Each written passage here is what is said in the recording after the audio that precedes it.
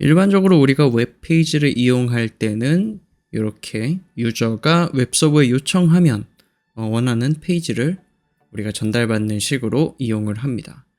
괜히 궁금해졌는데 만약 유저가 미국에 있고 서버가 우리나라에 있다면 어떤 방식으로 접근을 하게 될까요? 구체적으로 어떻게 접근하는지 좀 궁금해졌습니다. 구체적으로 어떻게 정보를 주고받을까? 결과적으로 해외 웹사이트에 어떻게 도달할 수 있을까? 라는 점이 오늘의 궁금증이었습니다. 그러면 어떻게 접근하는지 하나씩 차근차근 알아보도록 하겠습니다. 먼저 핸드폰으로 해외 서버의 페이지를 접근하려는 요청을 보내면 가장 먼저 ISP라고 하는 친구를 만나게 됩니다. ISP가 뭘까요? ISP는 인터넷 서비스 프로바이더라고 하는 용어의 약자인데요. 쉽게 그냥 통신사, SK, KT, LG 같은 우리가 자주 사용하는 네트워크 통신사라고 알아두시면 됩니다. 이렇게 가장 먼저 통신사에 접근하고 그 다음에는 마치 사람처럼 공항과 같은 서비스를 이용하게 됩니다. 그걸 인터넷 익스체인지, 줄여서 IX라고 부릅니다. 요게 해외 서버로 접근하는 가장 키포인트라고 기억해 주시면 됩니다. 조금 더 자세히 IX에 대해 알아볼게요. IX는 큰 도시랑 인터넷 수요가 많은 거점을 기준으로 IX 포인트를 만들어서 구축합니다.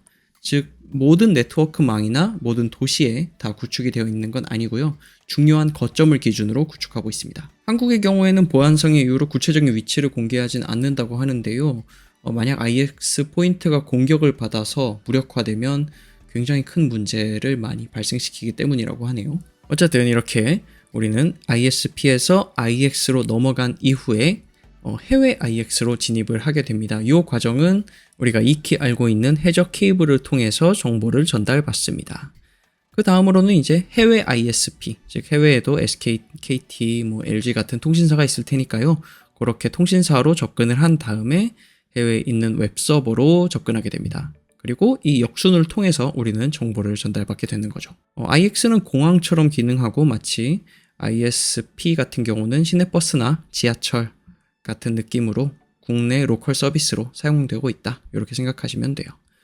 이 과정을 실제로 보고 싶으시다면 이 명령어를 쳐주시면 됩니다. 터미널을 키신 다음에 트레이스 라우트 그리고 원하는 주소를 인터넷 주소를 쳐주시면 그 주소까지 가는 IP를 하나씩 트레이스 라우터가 추적을 해줄 거예요. 예시를 보여드리면 저 같은 경우는 이렇게 google.com이라고 검색을 했습니다. 그 경우에 트레이스 라우터가 쭉 1번부터 10번까지 접근하는 모든 IP 주소를 뽑아주고 있습니다. 여기서 주목하셔서 보셔야 될 부분은 여기 있는 7번과 9번입니다. 왜냐하면 여기 35ms 그리고 33ms 즉 다른 통신에 비해서 소요되는 시간이 크죠. 그게 의미하는 바는 여기에서 IX를 통과했을 가능성이 높다는 겁니다. 즉 다른 쪽보다 훨씬 시간이 오래 걸린 만큼 뭔가 관련된 해외로 나가는 검사 과정이라든지 아니면 통신을 전환하는 과정들이 많이 발생했을 가능성이 커서 그렇고요.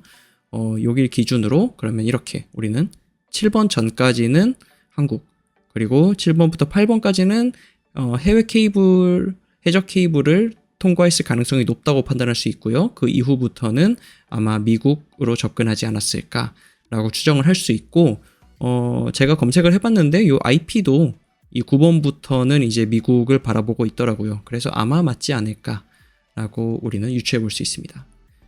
네, 이런 식으로 구체적으로 IX를 언제 통과했는지 그리고 어떤 IP가 IX를 가리키는지는 정확하게 알려주지는 않지만 이런 식으로 추정은 해볼 수 있다고 합니다. 그래서 궁금하신 분 있으면 원하는 주소를 검색해 보셔서 어떤 식으로 접근하는지 또 어떤 지점이 IX인지 검색해 보시면 좋을 것 같네요.